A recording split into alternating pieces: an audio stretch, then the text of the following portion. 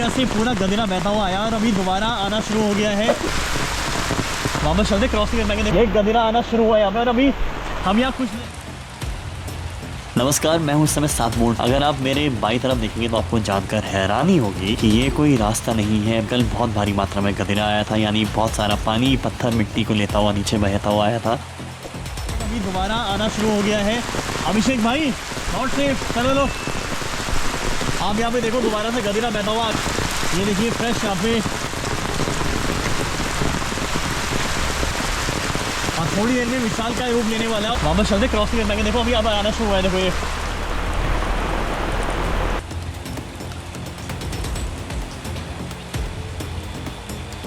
और ये सात मोड़ का वही इलाका है जहाँ पे पेड़ काटे जा रहे हैं। आप खुद ही सोच कर देखिए, पूरी पहाड़ी का जल प्रबंधन तंत्र जंगल ही चला रहा होता है। और इसका एहसास हमें तभी होता है जब जंगल खत्म होने लगता है।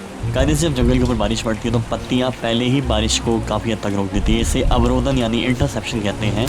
फिर जो जड़ें होती हैं वो मिट्टी में सुरंगें बनाती हैं, जिसके कारण पानी धीरे धीरे उस सुरंग के माध्यम से जमीन के अंदर चले जाता है और साथ साथ पेड़ खुद उस भूमिगत जल को खींचकर ऊपर हवा में छोड़ते हैं। कुल मिलाकर जंगल एक विशाल स्पॉन्ज की तरह काम करता है। अब जरा सोचिए, अगर वो जंगल उसका थोड़ा भी हिस्सा काट दिया जाए तो क्या होता है। तो अचानक बारिश को रोकने वाला कुछ नहीं बचता, धीमा करने वाला कुछ भी नहीं बचता। मिट्टी इतनी तेजी से पानी सोख नहीं पाती और जो पानी धीरे धीरे कई दिनों तक जमीन के भीतर जाना चाहिए, अब वो बहुत तेजी से जमीन के ऊपर बहने लगता है। और मैंने भी यही देखा, यहाँ पे एक धारा जो बहुत ही शांत थी लेकिन अचानक एक तेज और उग्र प्रवाह बन चुकी है। बिल्कुल उसी साफ किए गए जंगल के हिस्से से निकल कर आ रही है। मलबा होता है, मिट्टी वगैरह आती है, वो कम हो जाती थी। हाँ, पेड़ क्योंकि है ना, पेड़ जड़ों को पकड़ के रखते थे, जिसके कारण होता है। तो यहाँ पे कटे हुए पेड़ों का ढेर जस्ट उसके बगल में लगा हुआ है और ये परसों के मलबे से बह के ये देखो ये पेड़ भी आ रखे हैं यहाँ पे। वो बहुत तेज हो गया। और फिर रील पे लोग कमेंट करेंगे ये तो नाला पहले से ही आता हुआ है। क्योंकि देखो अगर ये नाला नेचुरल आता, पहले आता तो रोड जब बन रही थी तो उन्होंने इसके नीचे से वो निकाल के देना था, वो चीज़ है।